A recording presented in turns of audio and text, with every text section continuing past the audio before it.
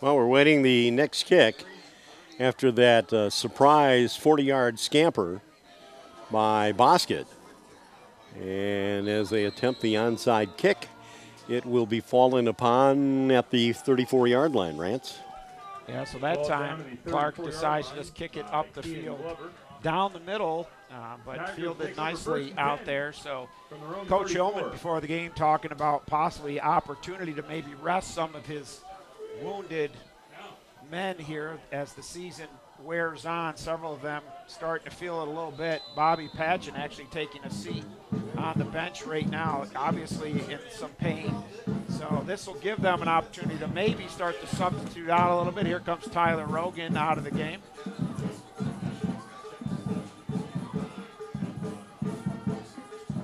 As Huey goes back on offense.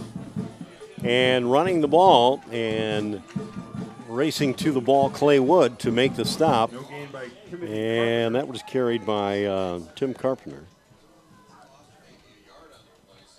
Did they pick up anything out there? I don't believe so. No, looks like they got back to the line of scrimmage, so that's going to be a 2nd and 10. So the Raiders starting to do a little bit of substituting on defense. We'll see if they're ready to go. Whole house changes. Looks like they've made actually several substitutions.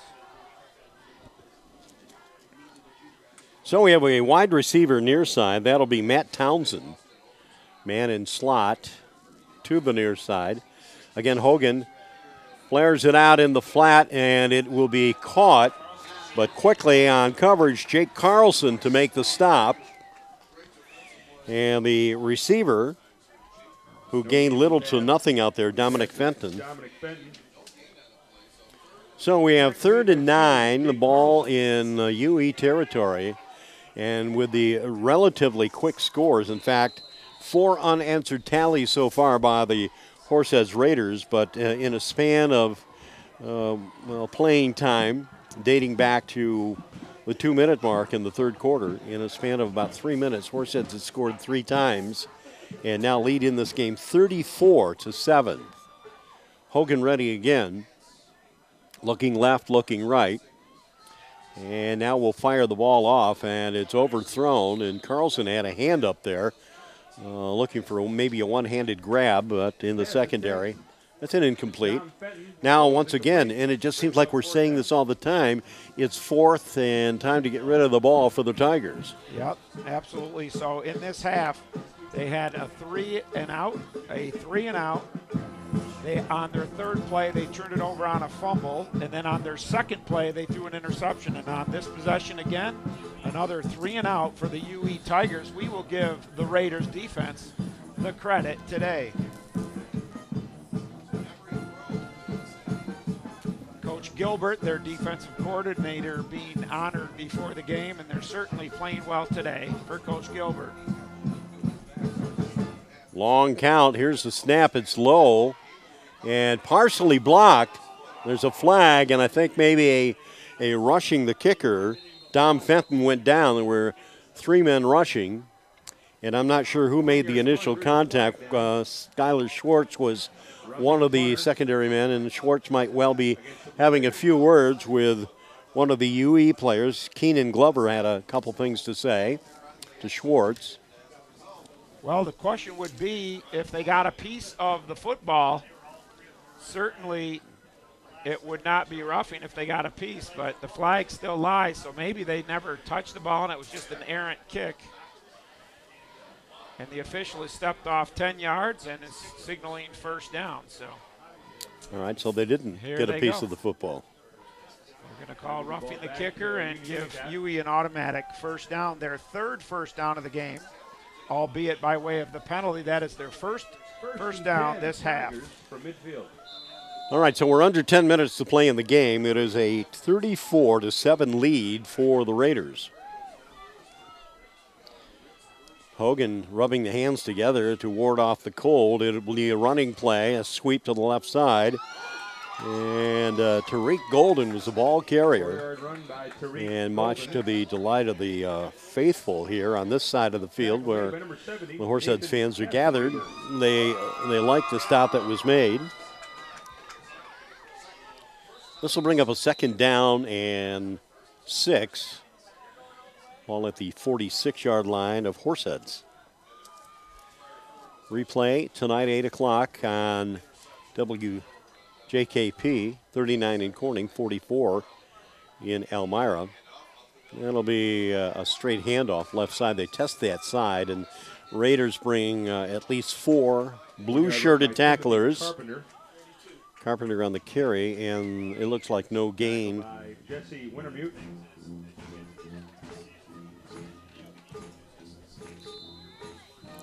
Third and 6. Wintermute is probably a guy you don't want to encounter too often. The way he hits, he made the stop there, by the way.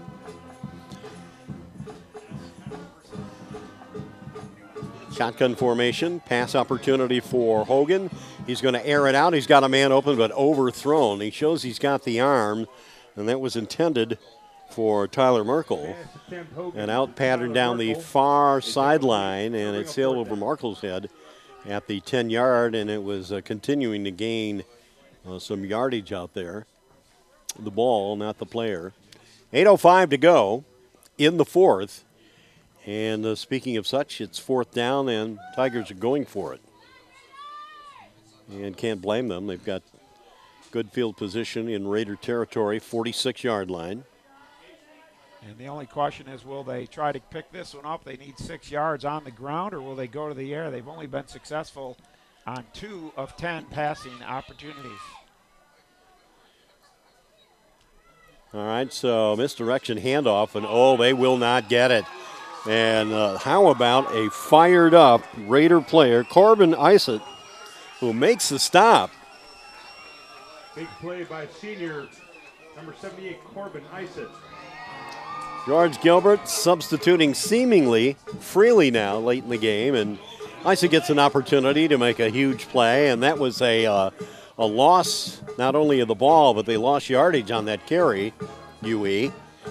Now the Raiders with the sun at their back and the scoreboard in their favor will take over on downs at their own 47-yard line.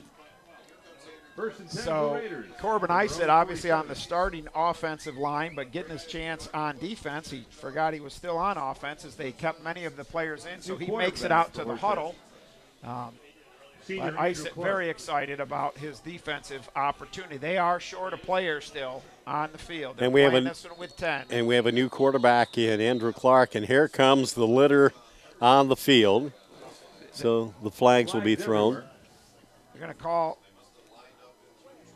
They're calling offsides, but the Raiders did not have enough men on the line of scrimmage. Only 6 on the line of scrimmage. The officials apparently did not pick that up, and they're going with the offsides call against UE. Endicott. All right, so they'll pick up 5 yards. That'll make it first and 5. So look at that. It's now at the Tigers' 48-yard line. So the penalty paying a dividend there for the Horseheads Raiders. And as we said, we have a new quarterback in Andrew Clark. Still only 10 players on the field for the Raiders. And somebody steps into neutral zone, trying to anticipate the call. And you have one very animated player out there for the Raiders, Joshua Ajoka, as he's jumping around and high-fiving everybody. So here we go, and they're going to step off yet another offsides penalty against the Tigers. I can only imagine what Tommy Bellino must be thinking. You have nothing to say? I'm kind of befuddled because there are 10 guys on the field for Horseheads, and I'm still waiting for Horseheads to figure out they need another player. And there he is. There he is. Trevor Felinchek steps on the field as a receiver. Wow, how many plays? They run 2 with just 10 players? Okay, now we have a man in motion, and Clark takes the ball. He will stumble and run with the ball, stiff arms, looks for the yard marker, and goes out of bounds near the 40-yard line. And that'll bring up a second down now for Horseheads. All right, so who comes back on the field now? It's going to be Josh Tolpa. And Felinchek will exit the game.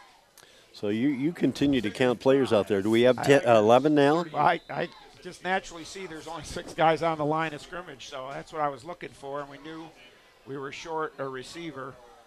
Tolpa stepping in and get there. There's a fumble, but there was a flag thrown. Fumble on the play. And let's see how this one is going to play, as the Raiders are finally able to get containment there. But the ball, after the fumble, picked up and racing to the 24-yard line. Tigers will have the ball, but let's see if the flag will have any significance in terms of where we are in ball possession. So with all the substituting going on and everything, obviously a little bit of confusion, as always tends to occur when you're doing substituting, and we're waiting for the officials to discuss the penalty. Haven't seen a signal yet, but apparently the ball is going to move up here in UE's favor, so that turnover will stay on the books. Well, Matt Townsend was the Johnny-on-the-spot player for UE that was able to pick up that fumbled ball, and he did race to the 22-yard line of Horseheads. So the Raiders will go back on defense with 7:26 to go, and the lead right now looks a bit safe, 34-7. They should be okay. Got to take care of the ball, though, albeit. And confusion for UE as well on their substitution. Well, they're trying to add an extra player out there for Horseheads lack, and that ball was juggled momentarily. Running through the hole, Golden is able to cross into the across the 20 down to about the 18-yard line. 4-yard gain. So Union Endicott obviously now deep in Raider territory, trying to add to their 7 points as the clock runs with 7 minutes remaining here in the fourth quarter. All right, second down and 6. Second down and 7 from the Horseheads 19. Yeah, it looks like 6 to me, and we'll stay with that figure.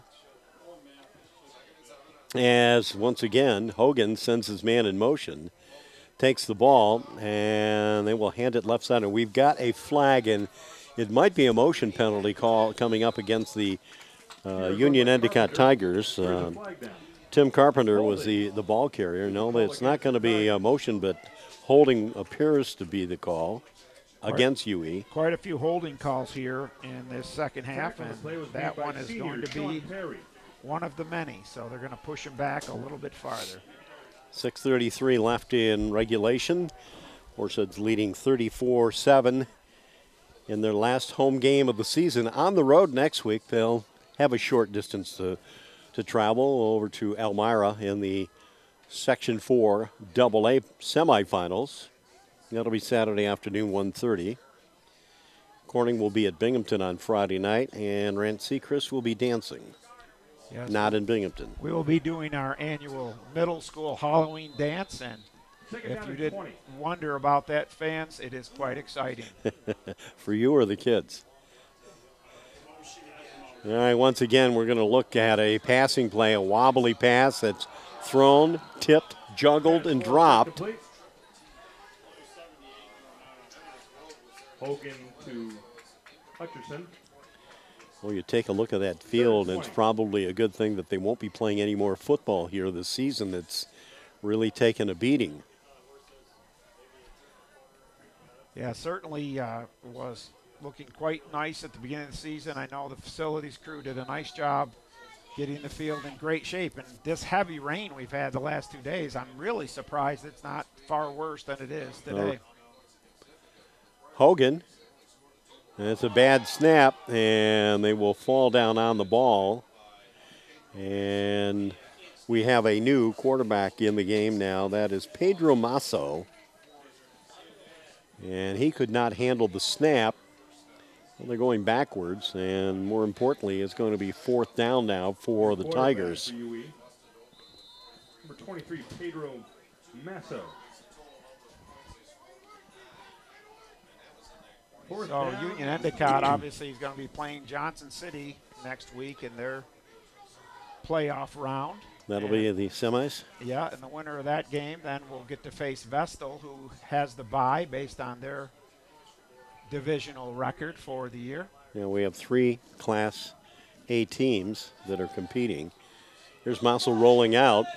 Pumps once, he's going to carry the ball. And, oh, he lost his balance, but he also ran head-on into Chris Ames.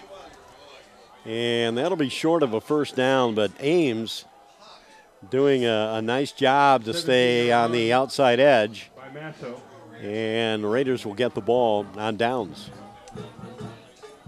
Tackle made by Chris Ames. So 5 minutes, 3 seconds left in the fourth quarter as Horseheads once again will regain the ball.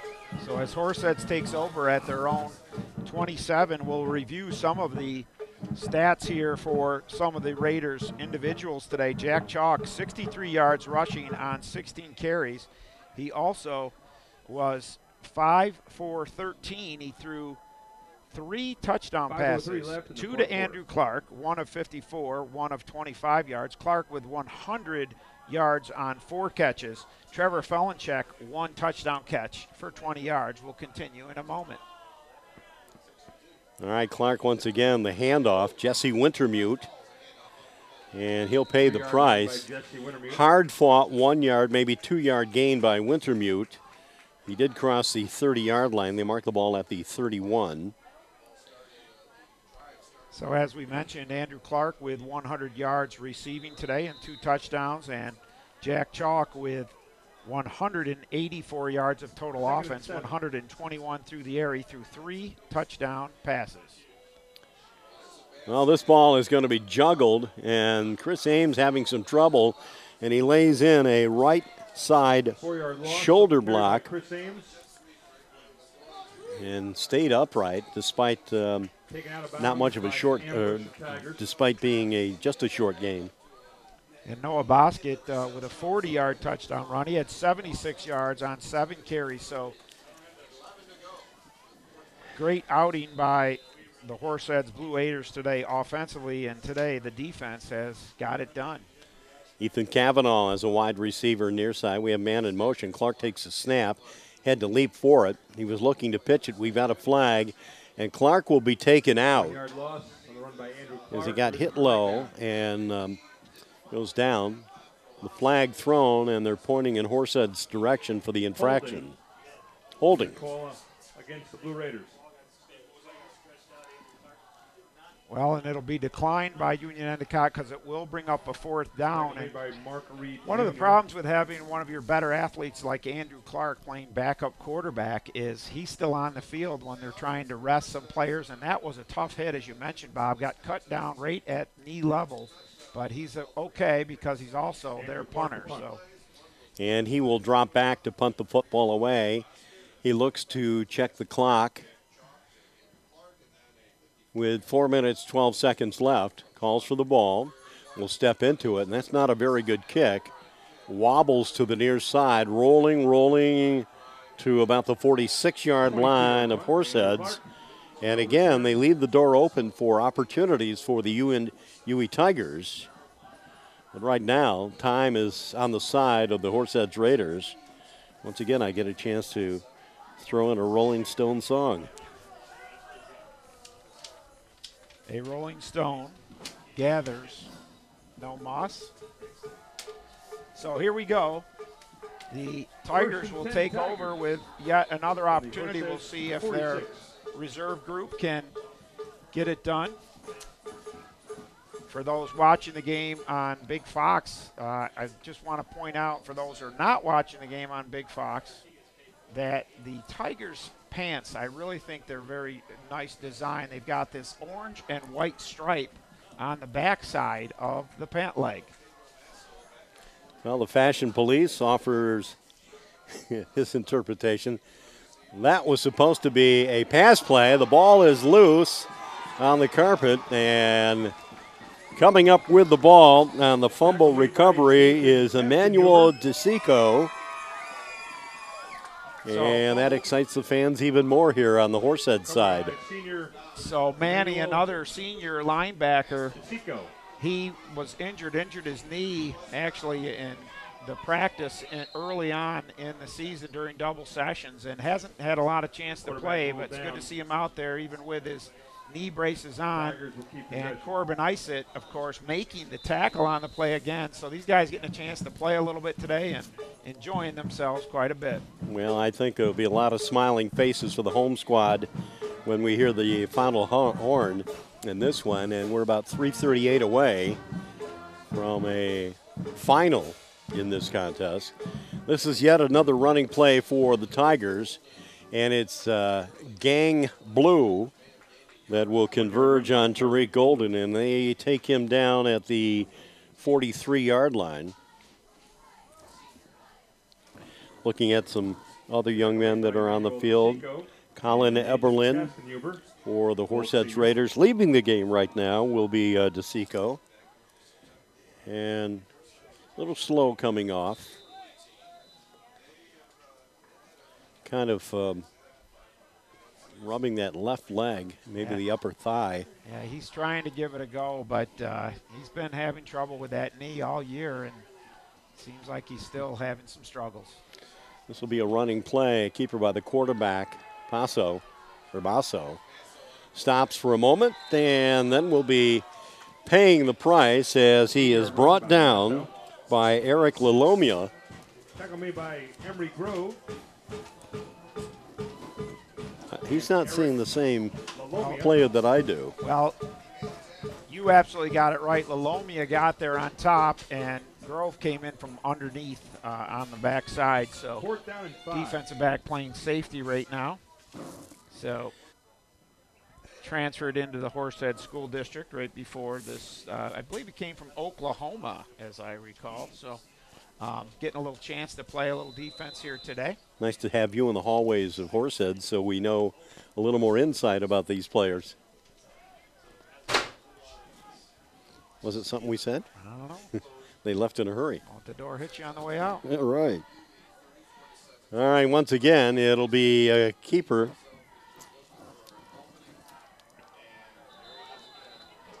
Pedro Masso carrying that football. He's a junior, so perhaps the heir apparent to Devin. Well, actually, Hogan is only a junior as well, so Masso maybe just showing a little bit about and making it a little more competitive for the UE coaches to decide who's going to be the signal caller. And he was trying to fight for that first down on the fourth down play, but a host of Horseheads tacklers denied him, so they will turn it over on downs. Horseheads will take over. I'll say, so we have just a little over 2 minutes to play.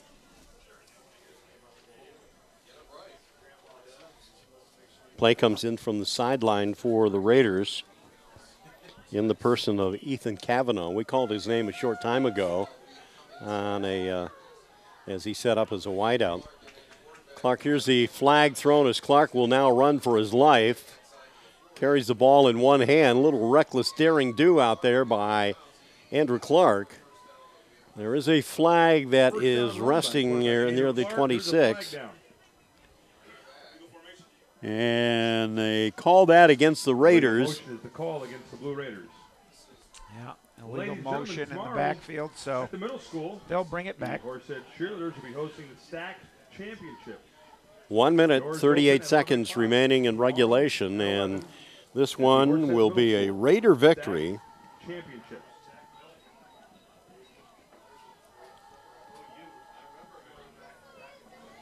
So 3-4. Or 4-4 now. Thank you. Yep, getting to 500, so a good season for the Horseheads Blue Raiders. So they will take a knee and let a little more time run off. They've certainly got enough to work with. This will bring up second and long. Second and about 14. So the Horseheads Raiders surround their quarterback, Andrew Clark. And he turns around and checks the clock. Wants to run as much time as possible on the play clock. 11 seconds. And Clark will take yet another knee. And less than a minute to play. This will bring up third down, 3rd and 15 actually. And so we got to wait for the play clock. But really don't need to do that, as now they have the play clock up there and it's running. And Clark will become an interested spectator of the countdown here on the play clock. On the game clock, 26, so there's probably about 15-second separation between game and clock. And Andrew Clark lifting the ball high above his head, the final minute of this game, final seconds. And the Horseheads Raiders will close out the 2016 regular season with a victory at home, holding off Union Endicott 34-7. And both teams will now key on playoffs next weekend. Some final thoughts in this game, sir? Yeah, certainly Jack Chalk, I would say, would be the Woodhouse player of the game. Jack Chalk with 63 yards rushing, 121 yards passing. He threw 3 touchdown passes, 184 yards of total offense for Jack Chalk. Well, that is going to do it for us from Horseheads High School. Until next time, playoff time. For Rant Secrets, for Greg Speroni from Big Fox TV, I'm Bob Michaels. Thanks so much for joining us, ladies and gentlemen. Final score in this game, Horseheads 34 and Union Endicott 7. So long, everybody.